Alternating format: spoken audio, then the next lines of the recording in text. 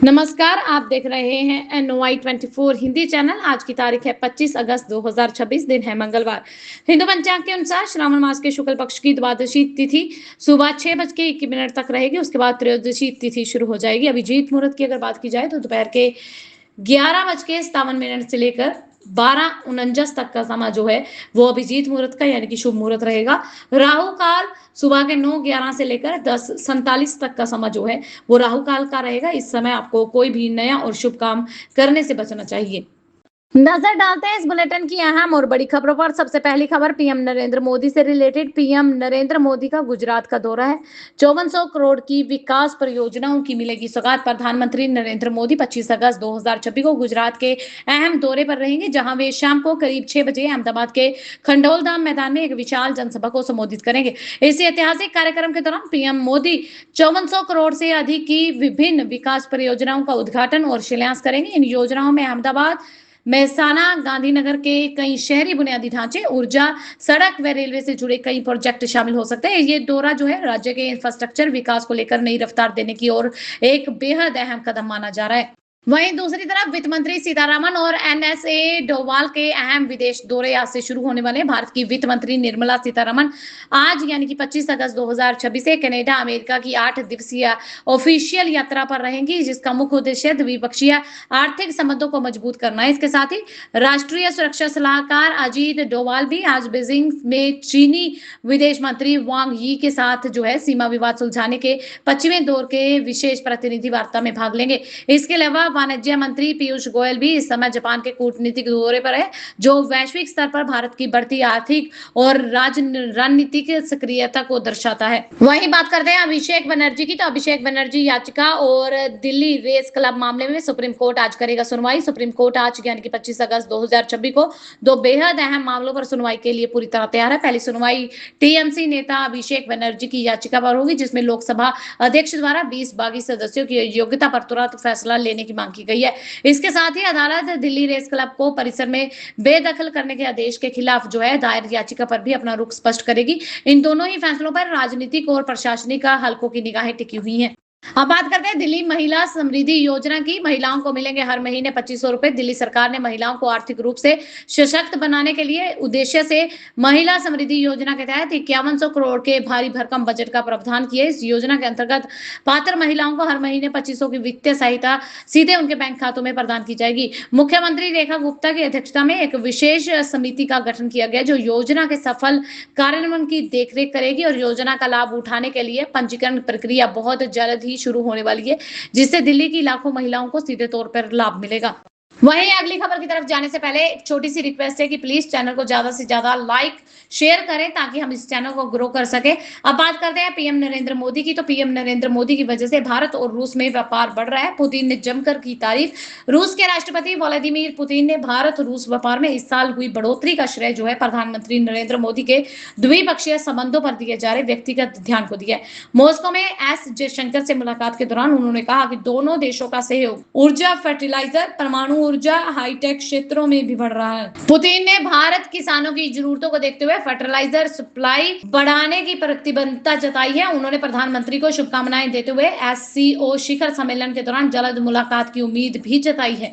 अब बात करते हैं शिवराज सिंह चौहान की, तो मीटिंग में कुर्सी से उठकर खड़े हुए शिवराज सिंह चौहान पत्रकारों को दिया ये जवाब। बोले महंगी चीनी पर जब उन्होंने पूछा सवाल। केंद्रीय मंत्री शिवराज सिंह चौहान ने मध्य प्रदेश के रायसेन दौरे में एक चीनी की बढ़ती कीमतों पर कहा कि सब इंतजाम हो रहे हैं, चिंता मत करो। उन्होंने छात्राओं के कार्यक्रम में मेधावी विद्यार्थियों को लैपटॉप, प्रशस्ति पत्र देकर सम्मानित किया और कंप्यूटर लैब का उद्घाटन भी किया। दीक्षा बैठक में उन्होंने केंद्र सरकार की योजनाओं की समीक्षा करते हुए अधिकारियों का विकास कार्य समय पर और गुणवत्ता के साथ पूरा करने के निर्देश भी दिए। वहीं आईएसएमए ने कहा कि देश में चीनी की कमी नहीं है, जबकि सरकारी आंकड़ों के अनुसार खुदरा कीमत एक महीने में करीब 29% बढ़कर 63.5 जो है रुपए प्रति किलोग्राम हो गई है। वहीं दूसरी तरफ कंगना रनौत का आलोचकों को मुंह तोड़ जवाब, कहा पहले मेरे 1% बराबर सफलता हासिल करो फिर ज्ञान सुनूंगी। बीजेपी सांसद और अभिनेत्री कंगना रनौत ने अपने विवादों और आलोचनाओं को लेकर तीखा जवाब दिया। दिल्ली एयरपोर्ट पर मीडिया से बातचीत में उन्होंने कहा कि जिन लोगों ने खुद उनके बराबर सफलता हासिल नहीं की है वे उन्हें ज्ञान ना दे। कंगना ने तापसी पन्नू, सोनू सूद, राखी सावंत और आशुतोष राणा सहित कई लोगों पर निशाना साधा। बाबा रामदेव को लेकर उन्होंने आरोप लगाया कि उनकी टिप्पणी में एक महिला और सनातन धर्म की मर्यादा को ठेस पहुंचाई है।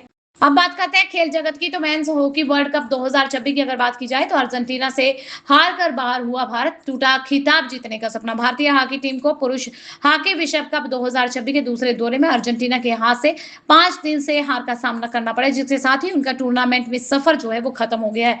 अर्जेंटीना ने मैच की शुरुआत में ही 2 गोल करके भारत पर दबाव बना दिया, जबकि सुखजीत सिंह ने 10वें मिनट में गोल करके वापसी की कोशिश की। भारत को कई पेनल्टी कॉर्नर मिले लेकिन टीम उन्हें गोल में बदलने में नाकाम रही है। दूसरे दौर में नीदरलैंड और अर्जेंटीना से हार के बाद भारत बिना कोई अंक हासिल किए विश्व कप से बाहर हो गया। अब बात करते हैं श्रीलंका टेस्ट सीरीज की। कोलंबो में सिर टकराने पर जायसवाल फर्नांडो की 25% फीस कट गई है। यशस्वी के बोल्ड होने पर दोनों भिड़ गए और दोनों ने गलती भी मानी। भारत श्रीलंका दूसरे टेस्ट के पहले दिन यशस्वी जायसवाल और असिथा फर्नांडो के बीच में हुए विवाद पर आईसीसी ने दोनों खिलाड़ियों की 25% तक मैच फीस काट ली और खाते में एक डीमेरिट पॉइंट भी जोड़ दिया। जायसवाल के बोल्ड होने के बाद दोनों खिलाड़ियों के बीच में बहस हो गई थी। इसी दौरान उनके सिर आपस में जा टकराए। दोनों ने अपनी गलती स्वीकार करते हुए ICC match referee Andy Pycroft की सजा मान ली है। उन्होंने औपचारिक सुनवाई नहीं हुई और वहीं जायसवाल ने कहा कि अगर कोई हद पार करेगा तो उसे जवाब देना जरूरी है। इसी बीच अगली बड़ी खबर गाजियाबाद से आ रही है, जहां पानी में फंसी एम्बुलेंस को ट्रैक्टर ने खींचा, गड्ढे में गिरी बाइक और लोनी से आया रोंगटे खड़े कर देने वाला वीडियो सामने। गाजियाबाद में लोनी में दिल्ली सहारनपुर रोड पर जल भराव और गड्ढों ने वाहन चालकों की मुश्किलें बढ़ा दी हैं। खन्ना नगर के पास पानी में एक एम्बुलेंस फंसकर बंद हो गई, जिसे ट्रैक्टर की मदद से बाहर निकालना पड़ा। इसी दौरान पानी और गड्ढे के कारण एक बाइक सवार भी सड़क पर जा गिरा, जबकि एक दिन पहले सवारियों से भरा हुआ ऑटो भी पलट गया था। लगातार सामने आ रही इस वीडियो के बाद स्थानीय लोगों ने सड़क की मरम्मत, जल निकासी की व्यवस्था को जल्द दुरुस्त करने की मांग भी की है। अगली बड़ी खबर दिल्ली से आ रही है, जहां दिल्ली एनसीआर में जनजीवन अस्त व्यस्त हो गया। गुरुग्राम में वर्क फ्रॉम होम चल रहा है और कई जगह पर जल भराव हुआ है। सावन के आखिरी सोमवार को दिल्ली एनसीआर में हुई भारी बारिश से जनजीवन प्रभावित हो गया, जबकि गुरुग्राम में हालत सबसे ज्यादा खराब बने हुए। कई इलाकों में 2 से 3 फीट तक पानी भर गया, सड़कें जलमग्न हो गई है, जिससे बस, एम्बुलेंस और स्कूल बसें फंस गई। सोहना रोड पर करीब 4 किलोमीटर तक लंबा जाम लगा रहा, जबकि Rajiv Chowk, golf course road, Mahavir चौक समेत कई इलाकों में यातायात प्रभावित हुआ। स्थिति को देखते हुए गुरुग्राम प्रशासन ने 25 अगस्त को कोऑपरेटिव कार्यालयों और संस्थानों के कर्मचारियों को वर्क फ्रॉम होम करने की सलाह दी है।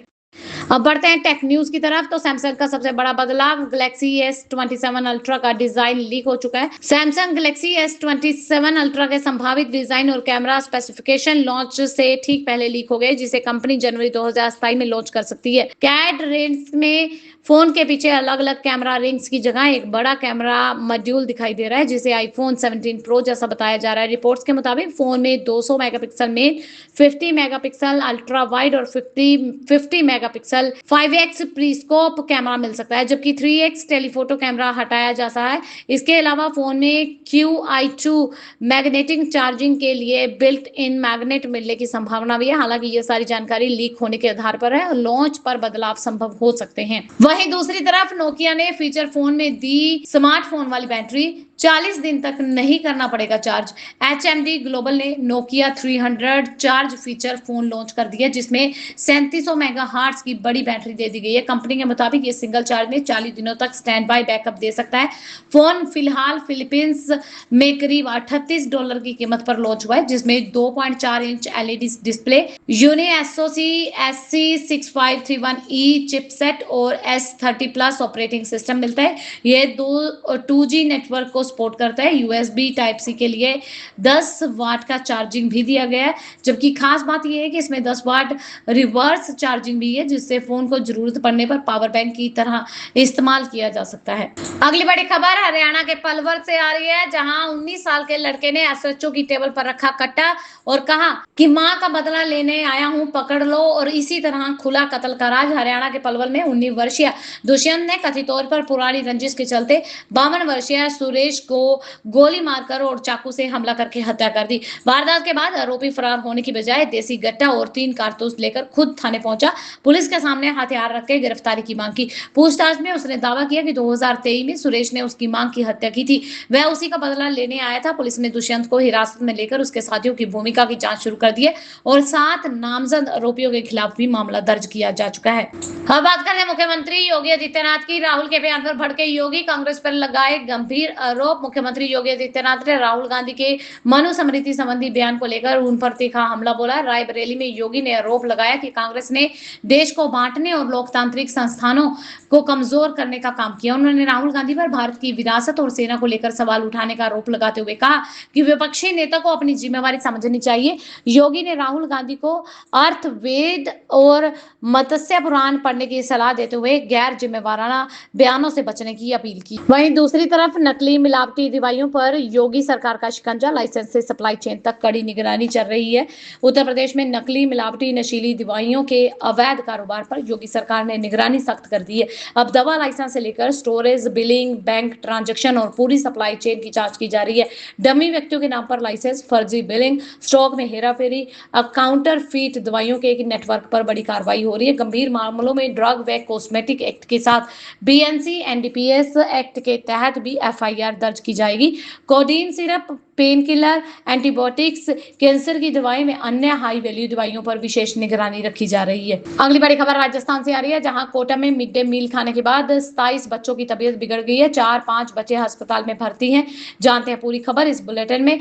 राजस्थान के कोटा में रानपुर क्षेत्र में पुनिया देवरिया स्कूल में मिड डे मील खाने के करीब 2 घंटे के बाद 27 विद्यार्थियों की तबीयत बिगड़ गई। बच्चों ने उल्टी, दस्त, पेट दर्द, चक्कर आने की शिकायत की, जिसके बाद 14 बच्चों को न्यू मेडिकल कॉलेज अस्पताल लेके जाया गया। प्राथमिक उपचार के बाद अधिकांश बच्चों की हालत में सुधार हुआ, जबकि 4 से 5 बच्चे अभी भी भर्ती है। भोजन केवल इस स्कूल में नहीं बल्कि 8 अन्य स्कूलों में भी भेजा गया था, जहां किसी भी बच्चे के बीमार होने की सूचना नहीं मिली है। अधिकारियों ने कहा कि भोजन को वजह बनाने से पहले मेडिकल जांच और रिपोर्ट का इंतजार किया जा रहा है। अब बात करते हैं अयोध्या राम मंदिर के बारे में। महिला श्रद्धालु ने राम मंदिर के कर्मचारियों के लिए दान किए गए 4 करोड़, कहा वेतन और सुविधाएं बढ़ाएं। अयोध्या में राम जन्मभूमि परिसर में चेन्नई की महिला श्रद्धालु एस नागलक्ष्मी ने राम मंदिर के कर्मचारियों के लिए 4 करोड़ रुपए का चेक समर्पित किया है। उन्होंने मंदिर के लिए अलग से 10,000 रुपए दान दिए हैं। अनुरोध किया है कि 4 करोड़ रुपए का इस्तेमाल कर्मचारियों की सुविधाएं, वेतन बढ़ाने में किया जाए। महिला श्रद्धालु ने मंदिर की व्यवस्था को लेकर ट्रस्ट को कुछ सुझाव भी सौंपे हैं। मंदिर के लिए बड़ी राशि देने की बजाय कर्मचारियों के कल्याण को प्राथमिकता देने के कारण ये दान चर्चा में है। अगली बड़ी खबर पंजाब से आ रही है, जहां पंजाब में भाजपा का मिशन 117 सीटों पर, सभी सीटों पर चुनाव लड़ेगी पार्टी। बीएल संतोष ने कार्यकर्ताओं में भरा जोश। भाजपा के राष्ट्रीय महासचिव बीएल संतोष ने पटियाला में कहा कि पार्टी आगामी विधानसभा चुनाव में पंजाब की सभी 117 सीटों पर चुनाव लड़ेगी और पूर्ण बहुमत से सरकार बनाने का लक्ष्य रखती है। उन्होंने कहा कि पंजाब बदलाव के लिए तैयार है, भाजपा इसे साकार करने के लिए प्रतिबद्ध है। संतोष ने पटियाला बठिंडा में संगठनात्मक बैठकों के दौरान बूथ स्तर पर संगठन मजबूत करने, कार्यकर्ताओं की सक्रियता बढ़ाने पर जोर दिया है। 25 अगस्त को लुधियाना, जलंधर, अमृतसर में भी पार्टी की क्षेत्रीय बैठकें होंगी। अब बात करते हैं इमिग्रेशन की, तो अमेरिका H1B वीजा पर 98 लाख वसूलेगा। ट्रंप सरकार ने प्रस्ताव जारी किया है, साल के आखिर तक नया नियम लागू हो सकता है। अमेरिकी राष्ट्रपति डोनाल्ड ट्रंप प्रशासन ने H1B वीजा के लिए $1,03,265 यानी कि करीब 98 लाख रुपए की अतिरिक्त फीस का नया प्रस्ताव जारी किया।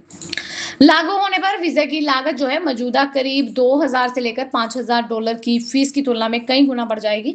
इसका सबसे ज्यादा असर भारतीय आईटी प्रोफेशनल्स पर पड़ सकता है। प्रस्ताव के तहत DHS इस फीस को स्थायी बनाने के लिए नियम तैयार करेगा, जबकि लोगों और कंपनियों पर इस पर 30 दिन तक अपनी राय देने का मौका मिलेगा। यह प्रस्ताव ऐसे समय सामने आया है जब H1B आवेदनों में पहले ही गिरावट है। विदेशी कर्मचारियों की भर्ती पर दबाव देखने को मिल रहा है। अगली बड़ी खबर मुंबई से आ रही है, जहां मराठी सीखने के खिलाफ मुंबई में ऑटो वालों की हड़ताल। बोले 55 की उम्र में भाषा सीखें या घर चलाएं, सरकार ने 3 महीने का वक्त दिया है। मुंबई में गैर मराठी भाषा ऑटो रिक्शा ड्राइवरों ने भारत सरकार के मराठी भाषा नियम के विरोध में 3 दिन की हड़ताल शुरू करने का ऐलान किया है। ड्राइवरों का कहना है कि उम्र दराज लोगों के लिए परिवार चलाने के साथ साथ नई भाषा सीखना मुश्किल है। उन्हें जुर्माने के बजाय प्राप्त समझ दिया जाना चाहिए। सरकार ने 20 अगस्त से ड्राइवरों की जांच शुरू की है। अब तक करीब 13,000 ड्राइवरों की जांच के साथ 2500 नोटिस जारी किए जा चुके हैं। परिवहन मंत्री प्रताप सरनाई के मुताबिक पहले नोटिस देकर मराठी सीखने का मौका दिया जाएगा, जबकि मुख्यमंत्री देवेंद्र फडणवीस ने कहा कि नियम सिर्फ बुनियादी बातचीत तक सीमित है, किसी के साथ भाषा के आधार पर अन्याय नहीं होगा। अब बढ़ते हैं बिहार की खबर की तरफ। छात्रों के प्रदर्शन पर बीपीएससी अधिकारी का विवादित बयान हुआ वायरल। सीएम सम्राट चौधरी ने किया सस्पेंड। बिहार के छात्रों के प्रदर्शन को लेकर विवादित बयान देने वाले बीपीएससी परीक्षा नियंत्रक राजेश कुमार पर कार्रवाई के निर्देश दिए गए। मुख्यमंत्री सम्राट चौधरी ने वायरल वीडियो का संज्ञान लेते हुए सामान्य प्रशासन विभाग को अधिकारी को निलंबित करने का निर्देश दिया। राजेश कुमार ने छात्रों के प्रदर्शन पर टिप्पणी करते हुए हाथी चले बाजार कुत्ते भौंके हजार कह दिया था, जिसके बाद विवाद बढ़ गया। हालांकि बाद में उन्होंने अपने बयान पर खेद जताते हुए कहा कि उनका किसी व्यक्ति या फिर समूह की भावनाओं को आहत करने का कोई इरादा नहीं था। छात्र नेताओं और तेजस्वी यादव ने भी अधिकारी के बयान पर आपत्ति जताई है। वहीं दूसरी तरफ बिहार में गुजरने वाली 9 ट्रेनें 1 सितंबर से लेकर 3 सितंबर तक बदलते हुए रूट पर चलेंगी और किन किन स्टेशनों से होकर गुजरेंगी जानते हैं इस बुलेटिन में। गोरखपुर में रेल लाइन डबलिंग के काम के चलते 1 से लेकर 3 सितंबर 2026 तक 9 ट्रेनों के रूट बदले गए हैं। इसमें ललित ग्राम, नई दिल्ली, कटिहार, अमृतसर, खातीपुरा, दरभंगा, अमृतसर, जयनगर समेत कई ट्रेनें बाराबांकी होकर चलेंगी। कुछ ट्रेनों के बदले मार्ग के कारण सीतापुर, बुडवल, गोंडा, बस्ती, गोरखपुर, कप्तानगंज जैसे स्टेशनों पर ठहराव भी नहीं होगा। पूर्णिया, कोट, अमृतसर एक्सप्रेस भी बदले हुए मार्ग से चलेगी। कई स्टेशनों पर नहीं रुकेगी। यात्रियों को सफर से पहले अपनी ट्रेन का रूट और स्टॉपेज जरूर चेक करने की सलाह दी गई है। बढ़ते हैं अगली बड़ी और अहम खबर की तरफ। राघोपुर में गंगा कटाव का सीएम सम्राट चौधरी ने किया हवाई सर्वे। अधिकारियों संघ की समीक्षा बैठक। बिहार में मुख्यमंत्री सम्राट चौधरी ने सोमवार को भागलपुर के नवगछिया स्थित राघोपुर में गंगा के बढ़ते जलस्तर, कटाव प्रभावित क्षेत्रों का हवाई सर्वेक्षण किया है। इसके बाद उन्होंने भागलपुर हवाई अड्डे पर ऑफिशियल अधिकारियों के साथ बैठक करके बाढ़ की स्थिति, राहत बचाव कार्य, प्रशासनिक तैयारियों की समीक्षा की है। मुख्यमंत्री ने अधिकारियों को बाढ़ प्रभावित लोगों की सुरक्षा, राहत कार्यों में पूरी तत्परता बरतने के निर्देश दिए। उन्होंने स्पष्ट किया कि प्रभावित इलाकों में राहत व बचाव कार्यों में किसी भी तरह की लापरवाही नहीं होनी चाहिए। अब बढ़ते हैं अगली बड़ी और अहम खबर की तरफ, जो कि उत्तराखंड से आ रही है। सीएम धामी को महिलाओं ने बांधा रक्षा सूत्र। परिवहन निगम की बसों में की गई निःशुल्क यात्रा की व्यवस्था। उत्तराखंड के मुख्यमंत्री पुष्कर सिंह धामी ने सोमवार को जनता मिलन कार्यक्रम के दौरान प्रदेश के विभिन्न क्षेत्रों से आई महिलाओं ने रक्षा सूत्र बांधकर उनकी दीर्घायु की कामना किया। मुख्यमंत्री ने सभी महिलाओं का आभार जताते हुए रक्षाबंधन की शुभकामनाएं दी। उन्होंने बताया कि रक्षाबंधन के अवसर पर महिलाओं की सुविधा के लिए 28 और 29 अगस्त को परिवहन निगम की बसों में मुफ्त यात्रा की व्यवस्था की गई है। धामी ने कहा कि राज्य सरकार महिलाओं को आर्थिक, सामाजिक व संवैधानिक रूप से सशक्त बनाने के लिए लगातार काम कर रही है। वहीं गंगा के बढ़ते जलस्तर के बीच में फरक्का बैराज के सभी गेट खोल दिए गए हैं। सीएम सम्राट शुभेंदु अधिकारी से बातचीत का दिखा 24 घंटे में असर। बिहार में गंगा के बढ़ते जलस्तर के बीच में फरक्का बैराज के सभी गेट खोल दिए गए हैं, जिससे भागलपुर और बेगूसराय समेत बाढ़ प्रभावित जिलों में पानी का दबाव कम होने की उम्मीद है। मुख्यमंत्री सम्राट चौधरी ने सोमवार को नवगछिया, राघोपुर, दरिया, कोसी गंगा संगम व अन्य क्षेत्रों का हवाई सर्वेक्षण किया था। इसके बाद भागलपुर एयरपोर्ट पर अधिकारियों के साथ बैठक करके जलस्तर, राहत बचाव कार्य और प्रशासनिक तैयारियों की समीक्षा की गई। मुख्यमंत्री ने संवेदनशील इलाकों की लगातार निगरानी और प्रभावित लोगों पर भोजन, पेयजल, राहत सामग्री पहुंचाने के निर्देश भी दिए। अधिकारियों के मुताबिक फरक्का के गेट खोलने के बाद जल्द ही जलस्तर और बाढ़ की स्थिति में सुधार देखने को मिल सकता है। अब बात करते हैं हरियाणा सरकार नायब सिंह सैनी की। तो 2 दिन बसों में फ्री सफर रहेगा। रक्षाबंधन पर महिलाओं और बच्चों के लिए सीएम नायब सैनी का बड़ा तोहफा। हरियाणा सरकार ने रक्षाबंधन के मौके पर महिलाओं को रोडवेज की साधारण बसों में 27 अगस्त 2026 को दोपहर 12 बजे से लेकर 28 अगस्त रात के 12 बजे तक मुफ्त यात्रा की सुविधा देने का फैसला किया। महिलाओं के साथ 15 साल तक के बच्चे भी इस सुविधा का लाभ ले सकेंगे। यह सुविधा भारत के भीतर चलने वाली रोडवेज बसों के अलावा चंडीगढ़ दिल्ली तक जाने वाली साधारण बसों में भी लागू रहेगी। यात्रियों की भीड़ को देखते हुए अतिरिक्त बसें चलाने, बस अड्डों पर पर्याप्त स्टाफ व सुरक्षा व्यवस्था रखने के निर्देश भी दिए गए हैं। अगली बड़ी खबर पश्चिम बंगाल से आ रही है, जहां सीएए पर एक्शन में शुभेंदु सरकार, 23,000 लोगों को मिली नागरिकता। पश्चिम बंगाल में सीएए के तहत नागरिकता देने की प्रक्रिया तेज की तैयारी चल रही है। मुख्यमंत्री शुभेंदु अधिकारी के मुताबिक करीब 2.30 लाख लोगों ने आवेदन दिया, जिनमें से अब तक कुल 23,956 लोगों को नागरिकता प्रमाण पत्र जारी किए जा चुके हैं। नदिया और उत्तर 24 परगना में सबसे ज्यादा प्रमाण पत्र दिए गए। सरकार ने लंबित आवेदनों को जल्द निपटाने, पात्र हिंदू शरणार्थियों व मतुआ समुदाय को प्रमाण पत्र देने पर जोर दिया है। अब बात करते हैं पंजाब यूनिवर्सिटी की। तो पंजाब यूनिवर्सिटी में एक्स सीएम चन्नी की परीक्षा को लेकर विवाद चल रहा है। देवेश मोदगिल ने यूएमसी लगाने और परीक्षा रद्द करने की मांग की है। पंजाब यूनिवर्सिटी में पूर्व मुख्यमंत्री चरणजीत सिंह चन्नी की एमए लोक प्रशासन की परीक्षा को लेकर विवाद खड़ा हो गया। पूर्व मेयर देवेश ने परीक्षा केंद्र में चन्नी की तस्वीर सामने आने के बाद नियमों के पालन पर सवाल उठाते हुए जांच की मांग की है। उन्होंने मोबाइल और इलेक्ट्रॉनिक उपकरणों पर प्रतिबंध समेत विशेष परीक्षा की अनुमति को लेकर भी स्पष्टीकरण मांगा है।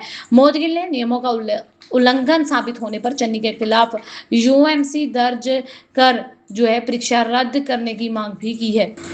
बढ़ते अगली बड़ी और अहम खबर की तरफ। तेजस्वी का सीएम बिहार को पत्र, बीपीएससी टायर 4 एईडीओ और मुख्य परीक्षाओं को लेकर रखी गई मांगे। भारत के बिहार में भर्ती परीक्षाओं को लेकर तेजस्वी यादव ने मुख्यमंत्री सम्राट चौधरी को पत्र लिखकर अभ्यर्थियों की कई मांगे उठाई हैं। उन्होंने टायर 4 में एकल परीक्षा, 1 कैंडिडेट 1 रिजल्ट लागू करने के साथ साथ बीपीएससी परीक्षाओं में हिंदी माध्यम के अभ्यर्थियों के साथ समान व्यवहार की मांग की है। तेजस्वी ने पेपर लीक की स्वतंत्र जांच, भर्ती माफिया पर कार्रवाई, बीएसएससी लंबित परीक्षाओं की तारीखें जल्द घोषित करने की मांग की है। उन्होंने सरकार से आंदोलनरत छात्र युवाओं से संवाद करके भर्ती प्रक्रिया को पारदर्शी व समयबद्ध बनाने की अपील भी की है। ये थी अब तक की मुख्य और बड़ी खबरें। ऐसी और खबरें जानने के लिए चैनल को सब्सक्राइब कर लें, बेल आइकन को प्रेस कर लें ताकि आपसे आने वाली खबरें मिस ना हो। मिलते हैं अगली वीडियो में, तब तक के लिए खुश रहे, सुरक्षित रहे, हम यही दुआ करते हैं। धन्यवाद।